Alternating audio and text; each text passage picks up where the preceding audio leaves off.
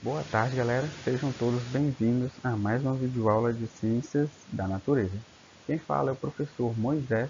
Espero que todos estejam bem, ok? Bom, galera, para essa aula número 6, vamos estar dando continuidade, né? Na última aula a gente não conseguiu terminar o assunto, a gente teve que quebrar um pouco ali o assunto. Estávamos falando, né, de fatores que influenciam o clima de uma determinada região. Falamos sobre fatores astronômicos e finalizamos o assunto, porém não conseguimos terminar, né, sobre o tema fatores geográficos. Então, para essa aula a gente vai estar terminando esses fatores geográficos e para finalizar a gente vai estar dando introdução a um assunto muito importante, que é a interferência humana nesses fatores que vão influenciar diretamente ou indiretamente o clima de determinada região. Beleza? Beleza. Então esse vai ser o assunto desta videoaula. Então de antemão, vai pegando aí o caderno, anotando as partes importantes. Beleza? Então vamos para o vídeo. Então, galera, continuando aqui o assunto sobre fatores geográficos, né? Além daqueles que estudamos na última videoaula, temos mais alguns fatores geográficos a serem estudados. A primeiro desta aula vai ser o fator geográfico chamado massa de ar, né? Mas como ele é comumente encontrado em várias quantidades, a gente vai estar trazendo no plural, né? Massas de ar. Seguindo o texto, a gente vai ver que designam as porções de ar que se deslocam no planeta, influenciando diretamente no clima da região. Elas podem ser continentais, marítimas, quentes e frias, dependendo de seu local de atuação e das temperaturas. Assim, assim já temos noção, né, que as massas de ar quente vão se formar, né, em regiões tropicais e equatoriais, né? Aquilo ali que está perto da linha do Equador, que a gente já viu que na linha do Equador, né, tem aí uma grande influência dos raios solares. Então, basicamente, todas as massas de ar quente vão ser provenientes desta área do nosso globo terrestre. Enquanto as massas frias vão vir, né, vão partir das regiões polares, né, tanto do norte como do sul. Beleza? Continuando. Importante frisar que tais massas de ar podem ser estacionárias ou podem se deslocar pelo globo, de região para região, quando o segundo caso ocorre.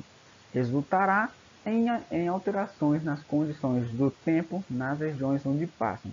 Então, galera, existem existe outra classificação, né? A gente já viu que no começo do texto ele deu quatro classificações para as massas de ar, que elas podem ser, é, é, ser originadas ou elas podem estar atuando nos continentes, nos mares, né, as marítimas e oceanos, podem aí ser massas de ar quentes ou frias. A gente viu, né, onde elas podem se originar, né, tanto a massa quente como a massa fria. E aqui no terceiro parágrafo a gente viu que tem outra classificação, que as massas podem ser estacionárias, ou seja, pegar literalmente o que a palavra diz, estacionar, né, quando a gente vai estacionar um objeto em algum canto, quando a gente coloca um objeto em algum canto, ele está estacionando lá. Né? Não precisa necessariamente ser um carro, né? Que a gente já pensa num estacionamento, né? Carros, mas a gente pode pegar esse exemplo, certo? Essas massas de ar estacionárias, elas vão ficar, né? Vão estar estacionadas sobre uma determinada região. Por quanto tempo? Aí vai depender, né? De todo um aparato de fatores, né? Outros fatores que vão influenciar essas massas de ar, beleza? Ou elas podem ser, né? Elas podem se deslocar pelo globo. E aí vai lembrar que por onde ela passar, né? Vai ocorrer aí alterações nas condições do tempo. Né? Vale frisar que a gente, no final do texto ele usa a palavra tempo e não clima, porque vamos lembrar, né? Tempo é uma coisa passageira e clima é uma coisa duradoura. Então, o que pode mudar como pode dizer, com a presença das massas de ar não é o clima, e somente o tempo. Beleza? Então vamos continuar aqui. Seguindo o segundo caso, ou seja, das massas de ar que se deslocam pelo globo, quando as massas de ar estão se deslocando, é comum que acabem se encontrando umas com as outras, né? Uma massa de ar encontrando com outra massa de ar numa mesma via.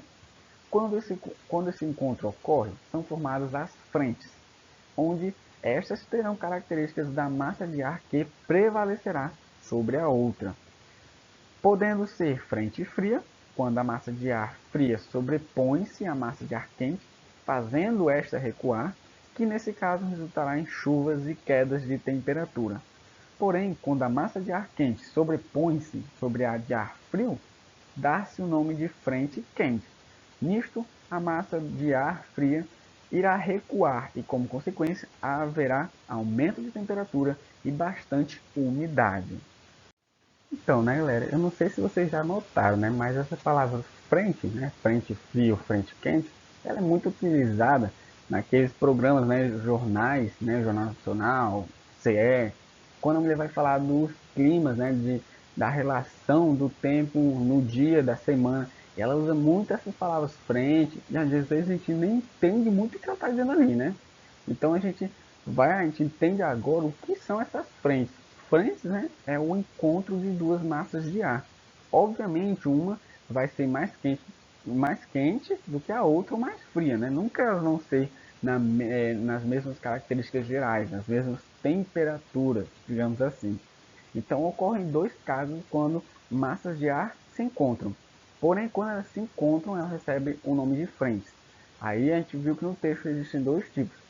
Uma é quando a massa de ar fria encontra a massa de ar quente, a massa de ar fria sobrepõe-se, ou seja, ela prevalece, ela ganha, digamos assim, a luta contra a massa de ar quente. Ou seja, ela é muito mais fria do que a massa de ar quente, então ela vai resfriar a massa de ar quente, o que vai ter aí resultados, né? Vai ocorrer aí essas, como eu posso dizer, essas alterações na região. Ou seja, vai resultar aí, como o texto trouxe, em chuvas e, obviamente, queda de pressão, queda de temperatura. E o segundo caso é quando justamente a massa de ar quente sobrepõe-se à massa de ar fria, ao que se dá o nome, né, de frente quente, beleza? E aí, obviamente, né, as temperaturas vão ser o contrário, elas vão aumentar e uma observaçãozinha que a umidade do ar vai se tornar maior. Beleza? Então, esse é a parte teórica das massas de ar. Outro fator geográfico são as correntes marítimas. Galera, a gente não pode confundir essas correntes com as massas de ar, beleza? Atenção, porque elas são basicamente parecidas, né, na sua base teórica. Representam, né, lendo aqui o texto, as correntes marítimas representam os fluxos de água que ocorrem no mar, sendo um dos importantes fatores de influência climática. Elas podem ser frias, ou seja, vêm aí das águas do mar mais profundas, ou quentes, das águas do mar mais superficiais, né, mais em cima, e determinam a formação das categorias climáticas, uma vez que transportam umidade e calor.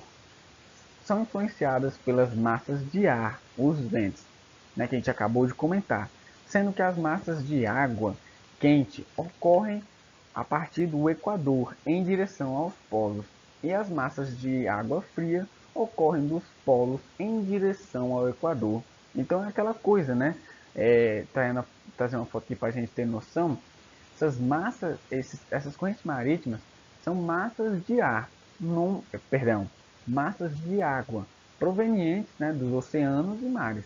Ela pode vir de dois cantos, das águas superficiais, ou seja, as águas que estão ali em cima, ou as águas mais profundas, as águas mais embaixo, né, que tem uma profundidade maior. Claramente as águas superficiais, pela irradiação solar, elas vão se encontrar mais quentes do que as mais profundas, onde os raios solares não conseguem penetrar. Então a gente tem a diferença nas temperaturas das superficiais, que vão ser quentes, e, né, as profundas, que serão frias, beleza? E aí vale lembrar, essas massas de água, elas não vão estar no estado líquido, certo? Elas vão estar no chamado vapor d'água, que é quando a água entra no seu estado gasoso, certo? Isso ele vai influenciar muito o tempo e o clima, né, da região onde ela passar, beleza? Aqui na foto eu trouxe, né, para a gente ver como algumas massas marítimas, né, essas correntes marítimas se comportam. As azuis, obviamente, são aquelas frias. Por que eu sei disso? Porque olha a direção para onde elas estão indo. A maioria está, olhando aqui para na parte inferior, a maioria está subindo, certo? Para ir para uma parte mais central do nosso globo. E as que estão lá em cima, elas basicamente vão tender a descer. Então, por que eu sei que as azuis são as frias? Porque as frias, elas são provenientes, né, dos polos do nosso planeta.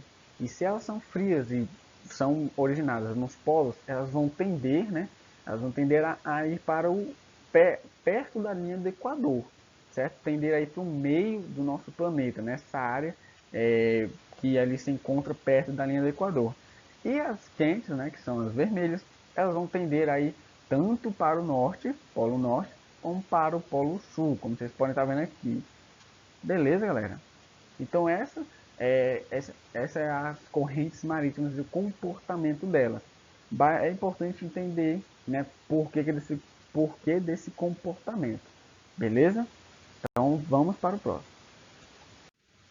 E por fim, galera, temos o nosso último fator geográfico, né? Esse aqui é o último fator que vamos estudar, né? Sobre esse globo, né? Esse leque de fatores, tanto astronômicos como geográficos, que vão influenciar o tempo e o clima de uma determinada região.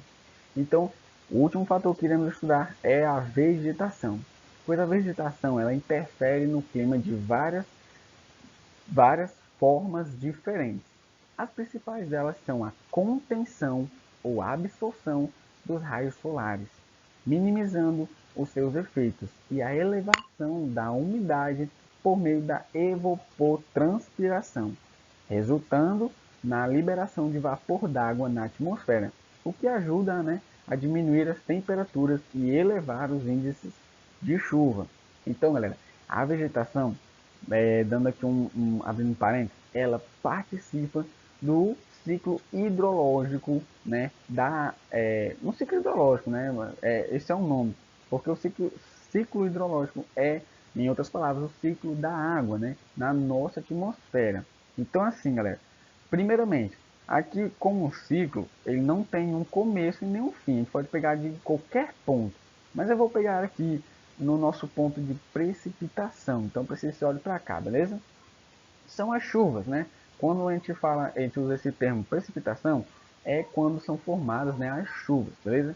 Quando a chuva cai, pode ser em montanhas, em terrenos, em planícies, a água vai infiltrar no solo, como a gente está vendo aqui, infiltração. Ou seja, a água vai direto para os lençóis freáticos. Nos lençóis freáticos, essa água vai ser redirecionada aos oceanos, lagos e rios, lagoas, né? Aí é um leque de corpos hídricos, beleza?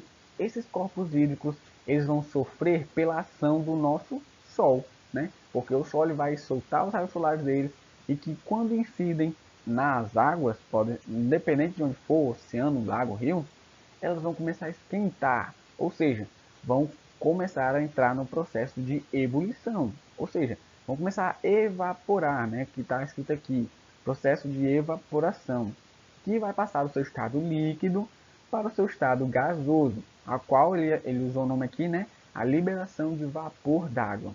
Vapor d'água, galera, ele ajuda muito, até mesmo no processo de vida do nosso planeta. Ele vai atenuar, posso usar essa palavra, né? O que significa? Ele vai diminuir a intensidade dos raios solares. Ele também é uma das proteções da nossa atmosfera. Se ele não existisse, se ele não estivesse lá, possivelmente a vida, né, uma termo mais geral, né, a vida não poderia existir nesse planeta. Então ele é muito importante, beleza? Mas não só por isso, também ele vai influenciar, né, se ele se conter uma concentração maior de vapor d'água em uma região, é a mesma coisa que dissermos que a umidade da região está alta, beleza? Então ele vai influenciar o clima também. Então, continuando nosso ciclo, as águas dos rios, oceanos vão evaporar, né? Vão virar vapor d'água. Esse vapor d'água vai subir nas camadas né, da atmosfera. A gente sabe que quanto mais subirmos, né, se a gente sobe uma montanha, por exemplo, as temperaturas vão diminuir.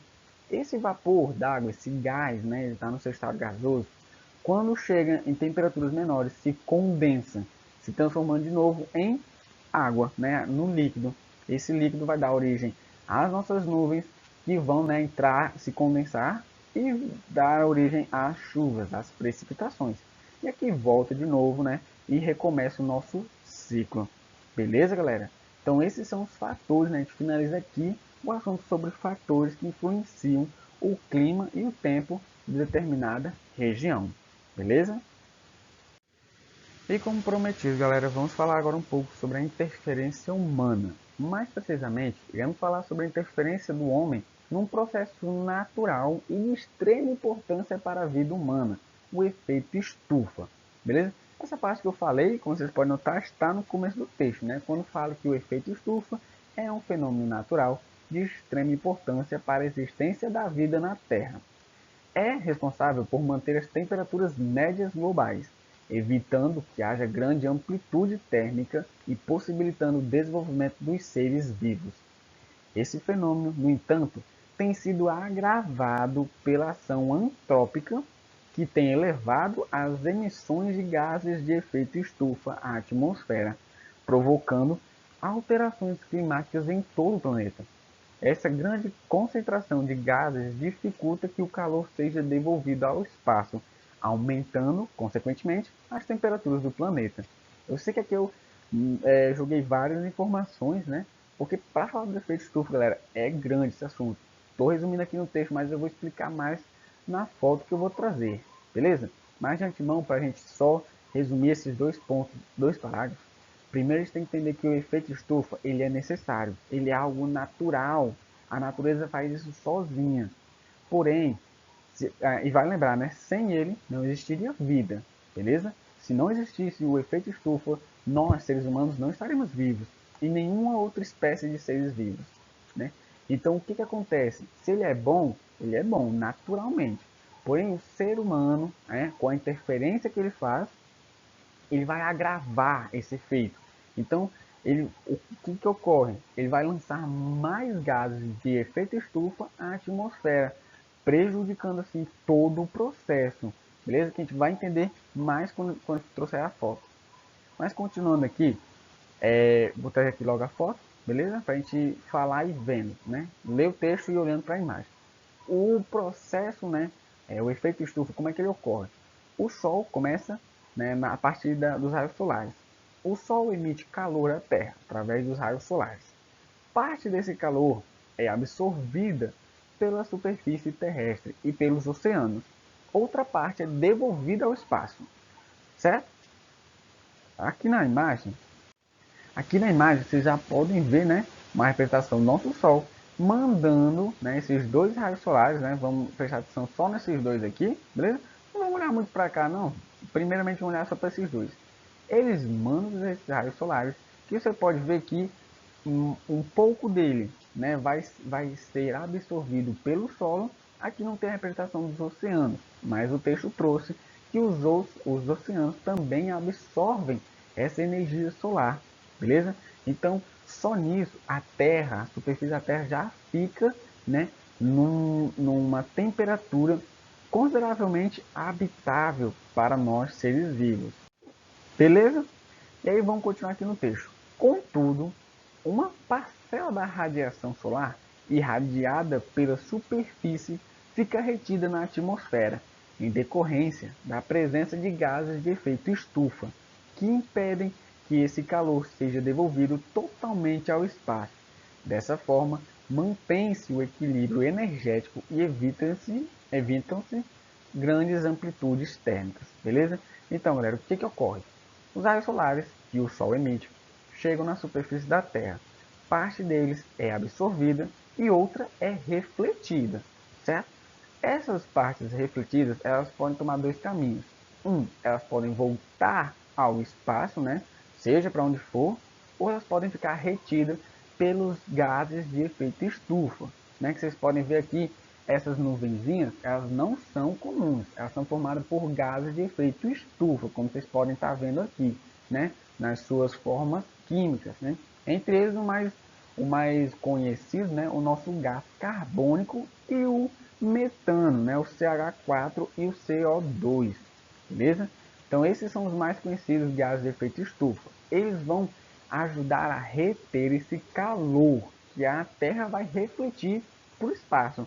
Então, em vez de irem diretamente para o espaço, eles vão ficar retidos na nossa atmosfera. Isso ajuda o quê? Né? Como o texto nos trouxe. Vai ajudar a manter um equilíbrio, né, energético e evitar grandes amplitudes térmicas, ou seja, uma variação térmica. Galera, planetas que não têm essa atmosfera com esses gases do efeito estufa, eles têm uma variação de temperatura muito grande, que pode variar de dia, pode ficar 200 graus Celsius e à noite menos 150 graus Celsius. Então já imaginou como é que seria viver num planeta desse jeito, com amplitudes térmicas tão grandes? De manhã um sol, né? Aquela expressão, né? Pegando fogo, né? Alto 200 graus Celsius. Isso ocorreria mesmo se não existisse, né? Essa proteção, né? A nossa atmosfera, ela protege o nosso planeta. Então se ela não estivesse lá, os raios solares teriam uma intensidade maior. E quando fosse à noite, né? A gente não teria nenhuma porcentagem de calor, ou seja, as temperaturas iam cair drasticamente. Então isso é muito ruim para a vida, certo? A vida, né? Estou falando num termo geral, certo? Se não existisse esses gases de efeito estufa que dão origem ao efeito estufa, não existiria vida, beleza? Então esse é o processo do efeito estufa no nosso planeta e a importância dele, beleza? E bom, galera, para finalizar nossa aula, vamos só falar aqui dos gases do efeito estufa, né? A gente vai ver que os principais gases do efeito estufa são o vapor d'água, o gás carbônico, também conhecido como dióxido de carbono, e o gás metano. Então, tem mais gases de efeito estufa? Sim. Porém, são esses três gases que mais vão influenciar, né? Vão ser predominantes no processo do efeito estufa, beleza?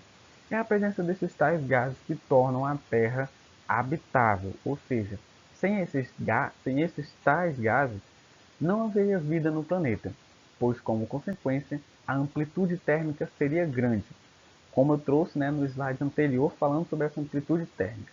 E como está escrito no livro de vocês, né, vocês vão conseguir encontrar lá na página de estudo, é o balanço entre a energia térmica solar incidente, aquela que incide na superfície da Terra, né, e a energia refletida na forma de calor pela superfície terrestre, que mantém o clima relativamente estável, né, para que não ocorra as tais amplitudes térmicas, beleza? Agora a gente vai falar, né, dos dois principais, não vou trazer sobre o vapor d'água, porque foi um assunto que eu já trouxe, né, nos fatores lá atrás, beleza? Então a gente vai falar agora só sobre o dióxido de carbono e o metano. Começando sobre o dióxido de carbono, que tem aí como símbolo químico o CO2, certo? É o gás de maior abundância na atmosfera. Observação, não é que ele seja maior que os outros. Estamos falando aqui dos gases de efeito estufa. Então ele só está sendo comparado ao metano, ao vapor d'água. Em comparação a esses, o dióxido de carbono se torna mais abundante na atmosfera, beleza? E bom, a sua origem vai vir da queima de combustíveis fósseis, que é uma das principais atividades responsáveis por emitir esse gás. Além dessa prática, o desmatamento, queimadas e o uso de fertilizantes aumentam as quantidades desse gás, separado aí, por favor, porque eu acho que não deu separação aí, né? Mas é separado desse gás na atmosfera, ok? Então a gente vê aí que sim, ele vem do processo natural também, a queima de combustível fósseis. A gente já vê aí que só nisso aí, né, que me perdi um pouquinho, é quando são utilizados, né, os carros, caminhões, motos, a gente está queimando combustíveis fósseis, ou seja, queimando gasolina, que vem lá do petróleo, que vem lá, né, dos fósseis. Então é isso que ele está falando. Então quanto mais carros, mais motos, mais gás carbônico está sendo liberado para a atmosfera. Então ele já não torna o processo natural. A interferência humana vem nesse caso, né, que vai ampliando, né, vai aumentando a quantidade de CO2 na atmosfera, certo? E o segundo gás, né, o gás metano, que tem como símbolo químico o CH4. É o segundo gás que mais contribui para o aumento das temperaturas globais. A sua proveniência, né, a sua origem, perdão, vai vir da decomposição de matéria orgânica que pode ser encontrada em aterros sanitários, lixões e em reservatórios de hidrelétricas. Uma observação, né, aterros sanitários e lixões a gente já entende, mas esses reservatórios de hidrelétricas, é porque quando é formada uma hidrelétrica, uma imensa área, né, é inundada. Então, toda aquela matéria orgânica que fica abaixo da água, ela vai se decompor. Então, ele vai sair muito, né? Vão ser liberados uma grande quantidade de gás metano para a atmosfera. Então, o que vai aumentar o efeito estufa, que a gente vai ver aqui, né? O texto vai nos trazer. É importante enfatizar o efeito estufa, novamente, né? É um processo natural e necessário, ou seja, a emissão de gases de efeito estufa é necessária, porém, a interferência humana aumenta a emissão de tais gases, intensificando o processo de efeito estufa, ou seja, ele intensifica a retenção de calor na atmosfera do planeta. Uma vez que a atmosfera retém mais esse calor, né, aquele, aquele calor, galera, que eu estou falando, é quando os raios solares incidem na Terra, são refletidos e, em vez de voltarem para o espaço, eles são retidos pelos gases de efeito estufa, beleza? Continuando, uma vez que a atmosfera retém esse calor, a temperatura média da Terra tende a aumentar, produzindo o chamado aquecimento global, beleza? É o que acontece aqui na foto que a gente vai ver. Esses raios solares em vermelho são aqueles que são provenientes do Sol e são refletidos, né, para o espaço.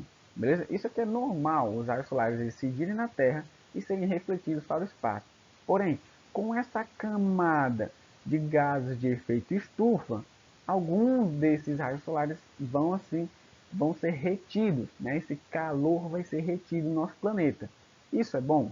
É. Vamos lembrar que é um processo natural e necessário. Então, alguns raios solares, né, esse calor vai ficar retido na Terra. Porém, quando a gente vai para as áreas mais urbanizadas, né, como a gente pode ver aqui, né, numa cidade, a retenção desses raios solares é muito maior. Então, o que vai ocorrer?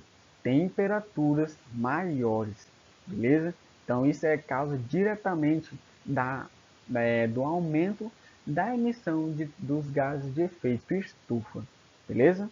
Então, galera, a gente finaliza aqui, né, esse assunto sobre os gases de efeito estufa, beleza? E o mais, galera, a gente vai finalizando a aula por aqui, fechando aí, né, o tempo aí quase de meia hora, mas foi necessário, galera, que esse assunto é muito importante para a gente entender, né, sobre os fatores, para finalizar esse assunto, fatores e sobre o efeito estufa, certo? Então, galera, o mais, espero que todos tenham entendido. Qualquer dúvida, estarei no WhatsApp. A atividade também estará nos grupos de WhatsApp, beleza? Atentar para a atividade. O prazo vai ser a mesma coisa, uma semana, de segunda, hoje, até sexta-feira, para enviar pelo e-mail. Beleza, galera? E o mais, desejo a todos uma boa tarde, bons estudos, galera, e até a próxima. Valeu!